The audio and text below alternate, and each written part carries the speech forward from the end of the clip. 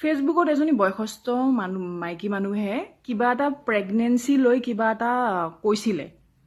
সেইটো লৈ কিনে ফেচবুকটোত কণ্টিনিউ এইকেইদিন বিতৰ্ক হৈ আছে কোনোবাই দীঘল দীঘলকৈ পোষ্ট লিখি আছে কোনোবাই ৰীল বনাই আছে ভিডিঅ'জ বনাই আছে মই এইটোৱে ক'ব বিচাৰিছোঁ আৰু এনেও মানে তেওঁক মানে কিছুমানে বহুত বেছি ৰেছপেক্ট কৰাও দেখুৱায় মই তেওঁৰ সমৰ্থন কৰি কিনে মই ভিডিঅ'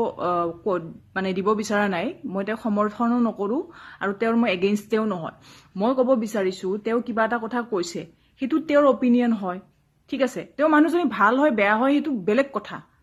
তেওঁৰ অপিনিয়নটো দিছে ঠিক আছে আপুনিও দিয়ক আপুনিও বনাওক ভিডিঅ' আপুনিও কণ্টেণ্ট ক্ৰিয়েটৰ হয় আপুনিও নিজৰ অপিনিয়নটো দিব কিন্তু আপুনি যি বুঢ়ী হয়